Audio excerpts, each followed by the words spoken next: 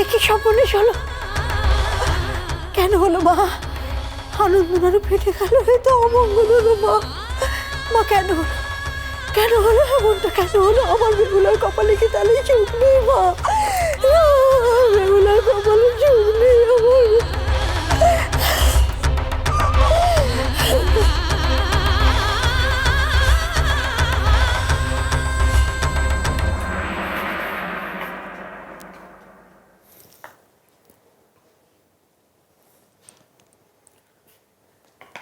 বাবা তো পুজো ঘরে গুরুমশাই, এখনো বের হননি। দৌড়ও বন্ধ, কখন বেরোবে ঠিক জানি না। তিনি অত্যন্ত বিচলিত বোধ করছেন লক্ষিন্দর। পুরোহিত মহাশয়, আর বিচলিত হয়ে লাভ কি? চন্দ্রধর মহাশয় যে কক্ষের কথা ভেবেছেন তেমন কক্ষ প্রস্তুত করা দূরের কথা, তেমন কক্ষের কথা কেউ শুনেছেন এই ত্রিভুবনে? আমার অন্তত জানা নেই। তেমন কক্ষ প্রস্তুত হবে। কি বলছেন বেনিমশাই?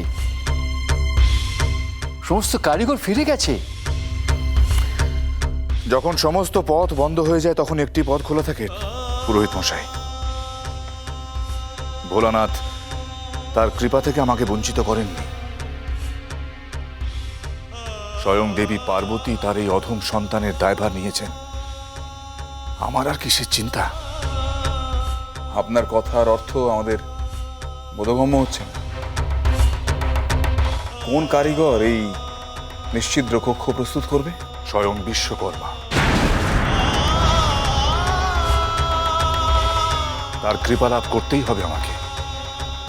মনসার বিরুদ্ধে যুদ্ধ জয়ের এই একটি মাত্র পথ খোলা আছে। এই আপনি কি বলছেন বাবা? স্বয়ং বিশ্বকর্মা এই কক্ষ প্রস্তুত করবে? এ যে অসম্ভব। সে অসম্ভবকে যে করে হোক সম্ভব করতে হবে লক্ষিন্দর, তোমার সুরক্ষার জন্য। কিন্তু এই অসম্ভব কাণ্ড ঘটবে কি করে? পুরোহিত মশাই, আপনি যত শীঘ্র সম্ভব বিশ্বকর্মার আরাধনার আয়োজন করুন। আমি তার পুজো করব, নিবেদন করব আমার মনোবাঞ্ছা। দেখি দেখি কি করে তিনি আমাকে ফিরিয়ে দেন।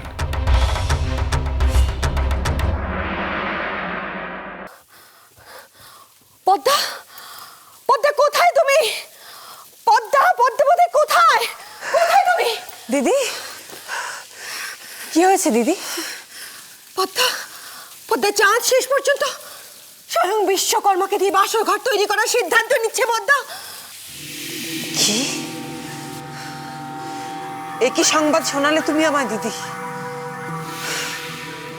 না না, এ কি করে সম্ভব?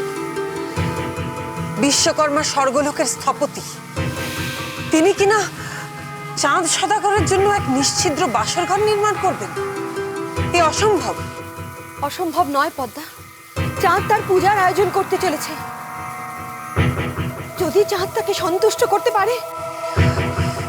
কি করে কি করে চাঁদ রাজি করাবে বিশ্বকর্মাকে তার জন্য বাসর ঘর নির্মাণ করতে? চাঁদ চাঁদ তার পূজার আয়োজন করছে, আর পূজায় যদি চাঁদ বিশ্বকর্মাকে সন্তুষ্ট করতে পারে, যদি পূজা নির্বিঘ্নে সম্পন্ন হয়, তাহলে চাঁদ তাকে আহ্বান করবেন। আর তিনি সন্তুষ্ট হয়ে যদি চাঁদকে বর প্রদান করেন, তাহলে স্বয়ং দেব বিশ্বকর্মা তিনিও জড়িয়ে পড়েছেন এই যুদ্ধে।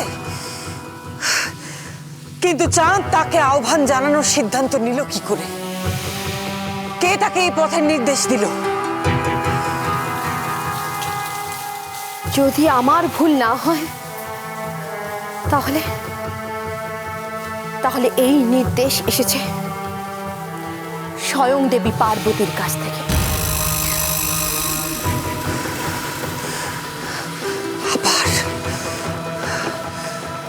আবার দেবী পার্বতী আমার সঙ্গে শত্রুতা করছেন।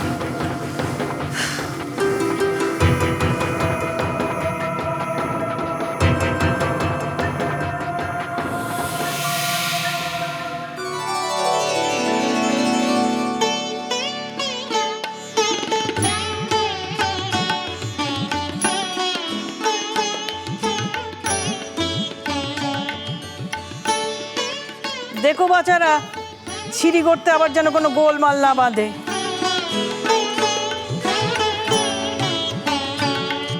অবু, তোর মন কোন দিকে পড়ে আছে রে? মনটা একদম ভালো লাগছে না, কিচ্ছুটি ভালো লাগছে না মা। এই নিয়ে তো মন খারাপ করলে কি চলে নাকি? কত বিয়েতেই তো আনন্দ নাড়ু ভেঙে যায়, তার জন্য এত মন খারাপ করার কি আছে শুনি? হ্যাঁ, সে তো ঠিকই কথা। কেন, আমার ওই ছোট নাত বউয়ের বেশ সময় কি হয়েছিল মনে নেই? হ্যাঁ, সে কি কম সুখে আছে এখন? নে নে, তোরা একটু মন দিয়ে গড় দেখিনি। অত ভেঙে পড়িস নে তো। শোনো, ভালো করে গড়ো, আমার নাতনির বিয়ে বলে কথা।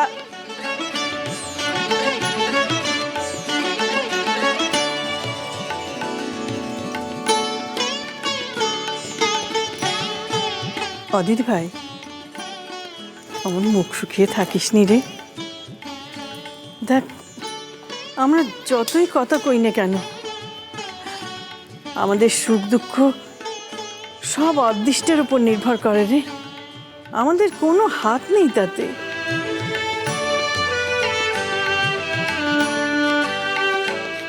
এই দেখো ঠাকমা, কেমন নিটল গড়া হয়েছে শ্রী, কেমন রং খুলেছে দেখেছো? এটা তো শুভ লক্ষণ, তাই না ঠাকমা? কোথায় রাখবো? ঠাকুর ঘরে তো? কোন দিকে? ওই পূব দিক করে রাখবি কিন্তু। শুনবো, সাবধানে নিয়ে গিয়ে ঢেকে রাখিস। কি দিয়ে ঢাকবো মা? ঠাকুর ঘরে তো এমন কোনো পাত্র নেই যে দিয়ে ঢাকা যাবে। রাখ না দি ঠাকুর ঘরে, পরে দেখবো কি দিয়ে ঢাকা যায়। এখন এরা সব সকাল থেকে এসে বসে আছে, মুখে কিচ্ছুটি দেয়নি, কিছু একটু মুখে দিইনি। হ্যাঁ, কই রে দিদি, হাসি মুখটা দেখি।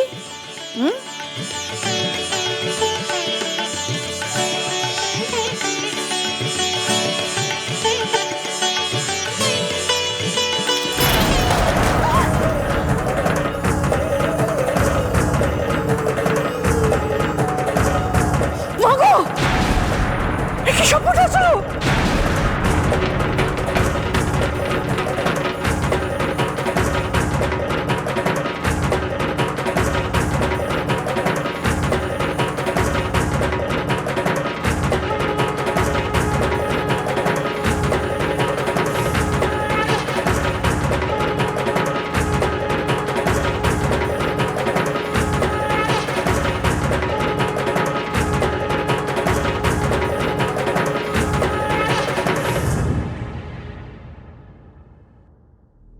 আজ আমার পরীক্ষা। তিনি যদি আমার আরাধনায় সন্তুষ্ট না হন, তাহলে এই যুদ্ধে আমার আর হাতিয়ার থাকবে না। আবার আমাকে দেখতে হবে সেই মৃত্যুর খেলা। সনকার সামনে গিয়ে আমি দাঁড়াবো কি করে? কি উত্তর দেবো আমি তাকে?